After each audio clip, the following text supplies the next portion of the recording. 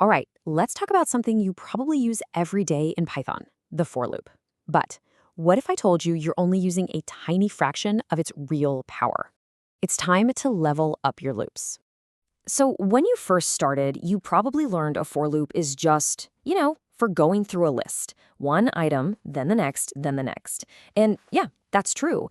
But is that all it is? Not even close. Today, we're going to unlock 3 super simple but really powerful techniques that are going to completely change the way you think about them. Okay, so let's get on the same page real quick. At its heart, a for loop just takes a collection, right? Could be a list of numbers, names, whatever, and it runs a block of code for every single thing in that collection. That's the basic idea. I like to think of it like a factory assembly line. You've got items coming down the belt, and the loop does one simple thing to each one. But what if we could upgrade that factory? What if our assembly line could suddenly multitask, remember its work, and even make its own decisions? That's what we're doing today. So first up, let's give our loops some multitasking skills. We're breaking out of that one action per item mindset. Turns out you can do as many things as you want. Here's our mission. We've got a list of numbers. For each one, we need to do a few things. Calculate its square, and then print out both the original number and that new squared value so it's super clear. And the secret sauce here? It's all about that indentation. You see how those lines are pushed in under the for? That's you telling Python, hey, for every single number that comes down the line, I want you to run this entire block of code.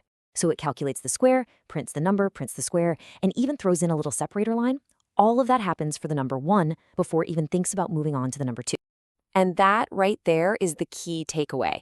The indentation creates the block. It's like you're not just adding one worker to your assembly line, you're building a whole multi-station workspace. Every single item goes through every single one of those stations every single time. Okay, that's upgrade number 1. Now for upgrade number 2, let's give our loop a memory. This is for when you need to do something to every item, but you don't care about the individual steps. You just want the final grand total at the very end. Let's see how that works. Let's make this super relatable. Imagine you've got a shopping cart full of prices. You don't need a running subtotal printed out every time you add an item, right? No, you just want the final bill when you're ready to check out. So, how do we do this? The trick is to create our memory before the loop even starts. See that total equals 0 line? That's our empty bucket. Then inside the loop, for each price, we just add it to our bucket. But, and this is crucial, look where the print statement is. It's not indented. It's lined up with the for loop. That's our signal to Python that says, hey, hold on, don't print yet. Wait until this whole loop is completely done, then you can show me the final total. So as the loop chugs along, that total variable just quietly grows in the background. After that first item, it's holding 100. Then the next item comes, 250, and boom, our total is now 350. It just keeps on adding and adding until it's processed everything and lands on the final amount, 475. And only then, once the loop is totally finished, does that unindented print statement finally get to run and show us the result. This really highlights a powerful way to think about your code. The stuff indented inside the loop, that's the grunt work, the repetitive actions for each item. The stuff outside the loop, that's for the big picture, the final summary. It's a fantastic way to keep your logic clean and easy to understand. All right, time for our final and maybe coolest upgrade. Let's make our loop smart. We're going to give it the power to make decisions as it goes, using a little bit of conditional logic. So check this out. Imagine you have a list of exam scores. You don't want to add them up. You don't need to see every single score. All you care about is one thing: how many students actually passed. And let's say a passing score is anything 50 or higher. The setup's going to look familiar.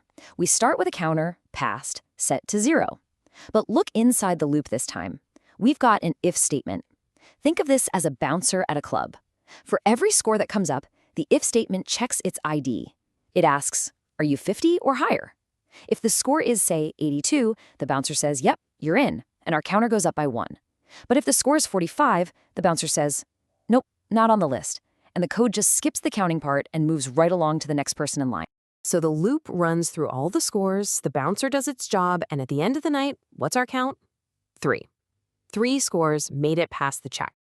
And there you have it. 3 simple but really powerful upgrades to add to your for loop toolkit. Let's just run through them one last time, real quick. So what did we learn? First, we turned our loop into a multitasker, right? Running a whole block of indented code for every item. Second, we gave it a memory. setting up a variable before the loop to track a summary, like a total. And third, we made it smart by adding an if statement to act as a filter, so we only process the items we actually care about. When you start mixing these ideas together, your for loop stops being just a simple way to walk through a list. It becomes this incredible engine for processing, summarizing, and filtering all kinds of data. So the only question left is, what boring, repetitive task are you going to automate first with your new superpowers? Thanks for tuning in.